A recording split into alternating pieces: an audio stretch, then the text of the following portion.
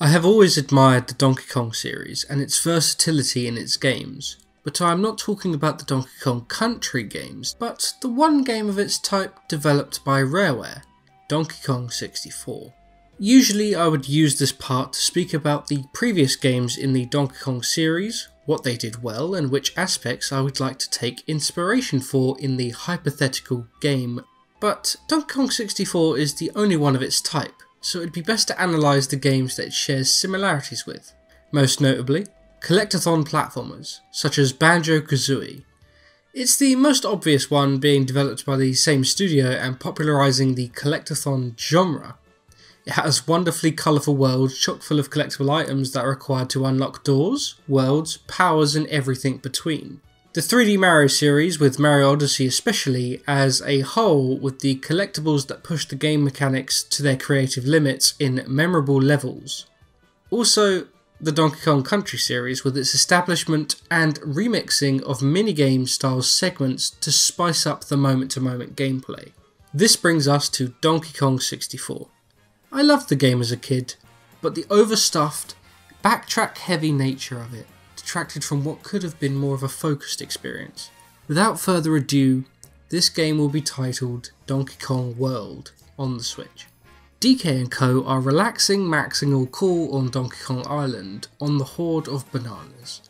But all of a sudden a strange drumbeat lulls the Kongs to sleep. The Kremlings, using the Tiki enemy's power to put the Kongs to sleep, turn up to steal the horde. But since DK is already used to this from the previous game, this means that DK gets into a scrap with King K. Rool, as he is taking the horde away on his airship. Before the battle causes the ship to lose control, this drops a big portion of the banana horde, the Kremlings and the hypnotised Kongs onto different parts of a strange new island. This is where the newer Returns style enemies, like the Tikis and the Snowmads, can make appearances in levels, along with the classic Kremling enemies, and original creations of course. Beating each boss's challenge gives you a part of a super barrel that can shoot the Kongs onto the Kremling airship, the King Kremlin. As K. Rool still has the supreme ultimate Dingo Bronco Dick Banana to power his machines, that's about all you need to go out and start exploring. This is a gameplay heavy experience and any cutscenes or plot elements will be very light-hearted and cartoonish. Now, since the previous game was made by Rareware, there is an abundance of English humour throughout the game's dialogue. There are voiced cutscenes of King K. Rool and his minions. Cranky has a lot of fourth wall breaking rants, and the dialogue has a tongue-in-cheek tone similar to Banjo-Kazooie. Naturally. Too many jokes and sarcastic eye rolls undercut the immersion. Yooka-Laylee suffered heavily from this, with great character designs ruined by an unwillingness to stop making references to how great Banjo was, giving the impression it can't stand on its own legs. The majority of dialogue will be relevant to the game and world. It will actually build some character in the locations and inhabitants while sprinkling in a couple of world-time jokes, not the other way around. My favourite type of storytelling is that without dialogue. If a boss is defeated, have a slapstick cutscene of K. Rool scolding them. Maybe you could even involve the Kongs. Donkey Kong and Chunky Kong are thick. Diddy will play the straight man to Dixie's energetic personality. Lanky Kong is creepy and strange. There's good material there for physical comedy. Obviously Cranky's dialogue should be fun, as it was in the past series, but never constantly jokes. Have normalcy so that when you get the humour it is earned. Moving on to how the Kongs will play. A quick fix would be when you change Kongs, you can actually do this on the fly at any time. This immediately cuts out the nonsense backtracking and streamlines the game a lot more. The whole purpose behind having each Kong so different was to give them each gun, special abilities and attacks in order to be able to scatter the switches and puzzles across the map, with dedicated sections for certain Kongs and their abilities. This makes the game seem bigger and more akin to that of a Metroidvania in some aspects. But what made this more of a drag was that to change the Kongs that you play as, you had to go back to certain barrel points on the map to switch the Kongs, which just led to constant backtracking instead of constant forward progression. Swapping the Kongs on the fly will change how the levels and obstacles are fundamentally designed. Areas which can only be accessed by one Kong will no longer need to have a barrel there if the designers want to blend obstacles. The swapping will need to be extremely quick, so you don't have to constantly hit the pause menu and break up the pacing, so tie it to a shoulder button. I want to streamline the secondary loop of gameplay and the puzzle solving to reduce unnecessary time sinks for the player. The big advantage Banjo-Kazooie had over Donkey Kong 64 in terms of its controls is that Banjo and Kazooie stay consistent as one entity.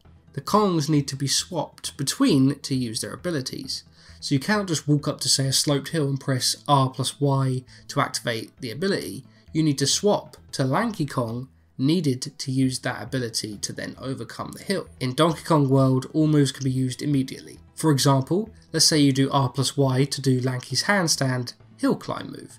If you're playing as Donkey Kong, you'll immediately switch to Lanky Kong into the move. This will leave you as the Kong whose move you've used, cutting the backtracking and unnecessary fluff in the core gameplay loop.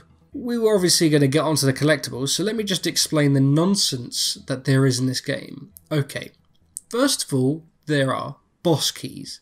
These open a lock in a cage for a big Kremlin to open the way to the next world on DK Island, and they're obtained by beating a boss. Simple enough. Then you have golden bananas. You need these to actually enter each world, similar to the stars on the door in Mario 64. But you need to unlock that area first with the boss key, which then unlocks the ability to unlock the world by giving enough bananas. It's doubling the doors up and it's very bizarre. Okay, in each world there are standard bananas of 5 different colours, coins of 5 different colours, and enemies that have 5 different coloured blueprints in them. You need a certain amount of bananas to access that level's boss, you need a certain amount of coins to buy the upgrades to the abilities, guns and music instruments the Kongs have, and you need the blueprints to increase the time limit of the Blaster-matic at the end of the game, and to also give you more golden bananas and unlock the hard mini-games at the end. And that isn't all. You need to collect 75 of a Kong's coloured banana in a level to get a banana medal, and you need 15 of those at least to unlock an arcade game Jetpack, which you need to beat in order to get the Rareware coin.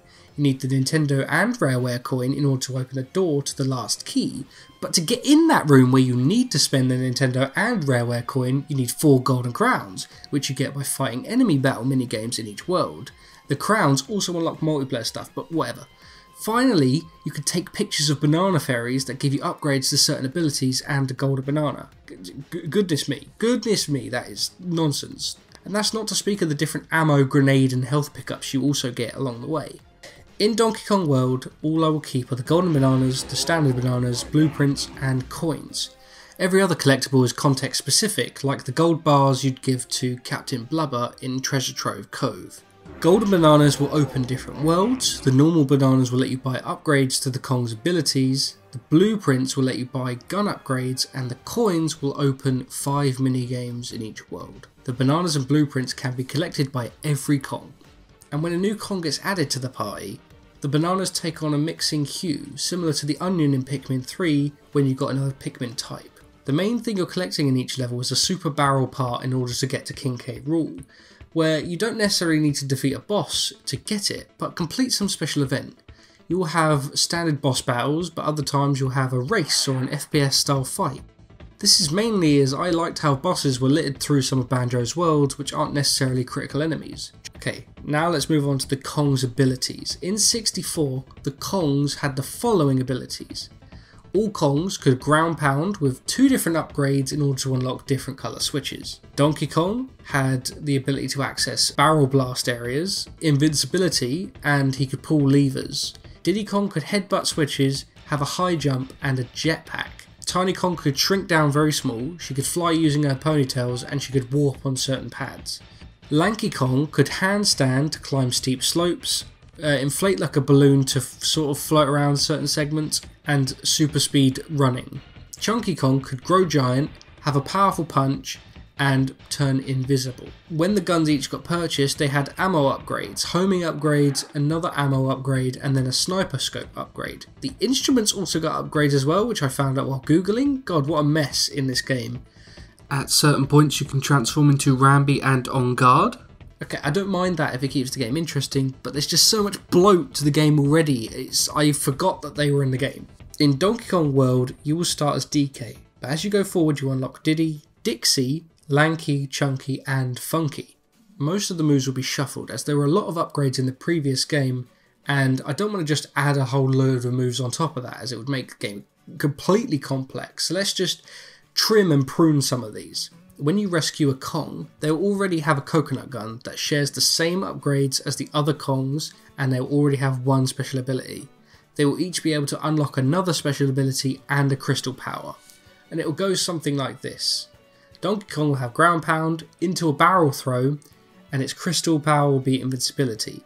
Diddy will have a high jump into a quick climb, and his crystal ability will be his jetpack. Dixie will have ponytail hovering into a spin drill, the crystal ability being shrinking. Lanky will have a handstand slope climb into a speed boost, the crystal ability being balloon.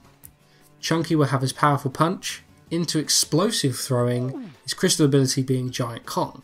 And Funky will have swim spin, then that will go into rewire, and his crystal ability will be disco fever.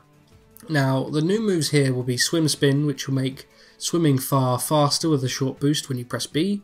Funky can use his tech know-how to pilot robots or machines. Disco Fever will make all the enemies dance, and it will also let you open contextual music tasks, and allow Funky to pull out his little guitar. Donkey Kong will obviously be able to pick up and throw things that's obviously useful, like barrels and cannonballs and stuff like that. Diddy can climb very specific vines and hidden climbable places. Dixie can spin so hard she drills into the ground, similar to Mario and Luigi, which affects screws and digs things out. Lanky could also wall jump between specific walls. This could just come as an upgrade to the general handstand, perhaps. Chunky can place or throw explosives that break damaged rocks or doors. Also, the guns will be upgraded with the blueprints, and every Kong has the same gun, so therefore every upgrade will be consistent. The ammo types will be close to how Banjo-Tooie's eggs were. Ice, fire, homing, controllable versions of the bullets, stuff like that. And I'm also removing music pads which are Kong specific since Funky handles every music bit now. Finally, the world design. Now I've been playing Donkey Kong Country 2 lately, and a lot of the great fun from the series comes from reinventing itself almost every level.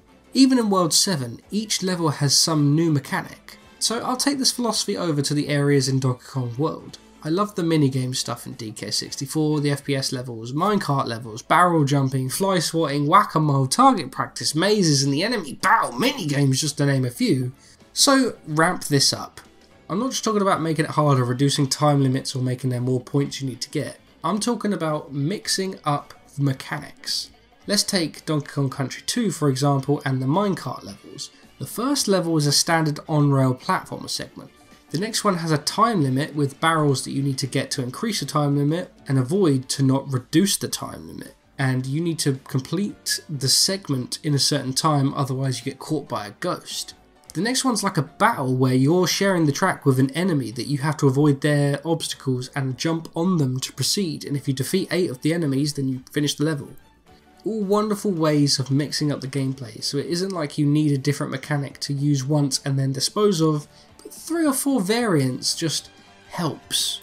In this game there will be a barrel blast minigame. It will have one where it's controlled with the pointer on the Joy-Con, one where it's completely dark and you have to wait for thunder strikes or the HD rumble to tell you when to blast, one where there's a race to the other side, and one which is like the red and blue platforms in Mario, where every time you press A, the blue cannons become opaque and you need to press A at the right time to shoot and land. The rest of the standard overworld bananas should be a result of figuring out the layout of the map and using your abilities. I will take huge inspiration from Mario here in the level design, where it focuses on one type of challenge to overcome or a unique and interesting way of using a power-up. Try to make it about 50-50 with minigames and general obstacle course bananas. The way Mario is designed is to introduce a mechanic safely, develop it and then remix it. I believe this approach could be useful with the bananas you can get after a new upgrade, such as Diddy's climb ability. First you're shown how to climb up certain vines in an obvious and safe way. Then you have to jump from vine to vine above dangerous obstacles. Finally, make the climbable walls shift around with flying flamethrowers everywhere to remix the mechanic before you reach the banana as a reward. I will bake this design philosophy into the non-minigame portions, and since you can use all of the abilities as one entity, there's no limit to how each of these areas will be designed, and you can add loads of crazy little ideas. And finally, the level design. I will do a lot of comparison to Banjo-Kazooie and Yooka-Laylee here, I'm sorry, but I have to.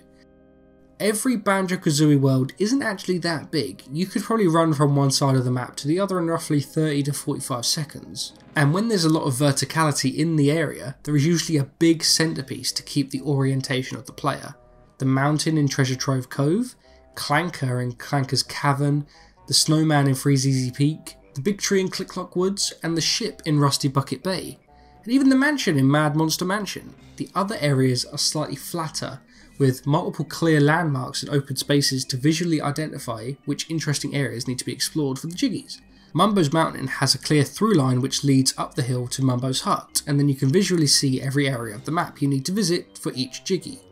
Bubble Gloop Swamp is relatively linear, with areas that reveal themselves to be explored as you move forward, barely anything obscuring the clear path forwards and the interesting visuals standing out from the background, enticing you to visit. Gobi's Desert does basically the exact same, where you start and you move up a hill to see the whole map reveal itself, getting onto a sphinx or a pyramid early on which shows the entire layout of the map.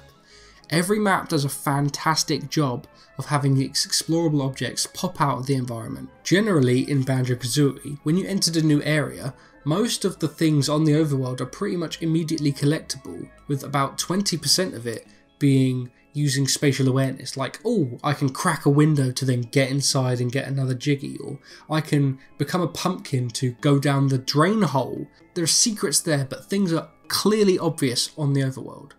The windows aren't a great example because they blend quite nicely into the actual textures, but Clanker's gold tooth is very clear, as he even says he has a toothache, and so it's obvious that you have to sort that out. Yooka-Laylee tries to make the maps bigger and busier. This often just clutters the clear through line and will become disorientating and confusing to the player.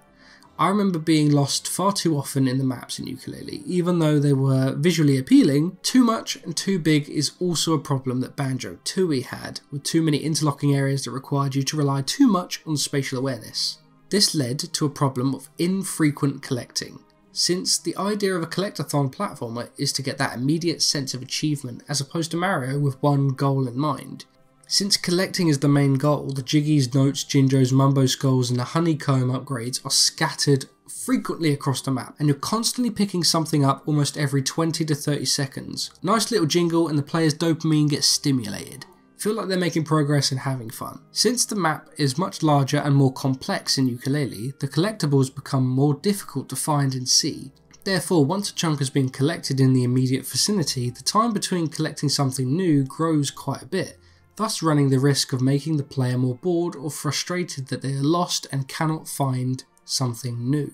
Donkey Kong 64 is an interesting solution. Since Kongs have abilities individually tied to them, there is a big central hub area with deviating paths from this for certain obstacles and certain doors that only Kongs can get past. But they absolutely shower collectibles everywhere to speed up the quick gratification they get. You'll often find the deviated paths lined with a Kong's colour of banana. The idea is to show you which Kong you should be using to progress in that area, and it does keep the dopamine high in the player's brain, but it's just too much. It's too confusing and it pads the game run time, where if you miss certain bananas you have to go back and get those bananas as a different Kong. So on this island I will take good elements from Donkey Kong 64 but mainly pull from Banjo-Kazooie and Odyssey due to the changing of the mechanics. Most maps will have a big central structure in order to orient the player, and I will trim back branching paths from DK64 to have them loop around to the centre. This will still have parts that specifically require an ability to go past, so you can use that Mario level design, but they remove any backtracking to the hub. Have about 300 bananas, 5 coins, 20 blueprints and 25 golden bananas per level. Let's get into the specifics of what I've designed. The hub world is called the Simian Temple. It has all manner of traps, strange platforms and secrets hidden all over, and it's where you'll find each of the portals to the different worlds. Each stop behind B-Locker, who demands a certain amount of golden bananas to enter, whatever, fine. Most of the puzzles and the areas in the Simian Temple require different Kong's abilities to progress, as a good hub world should. I'm thinking of a secret golden temple hidden in the final part, which requires finding 6 hieroglyphs around the hub world, which each give you an idea of the steps you must perform to unlock it. You need all of the Kong's abilities for this, and will unlock Gauntlet, Secret Banana and a movement speed increase for all Kongs permanently.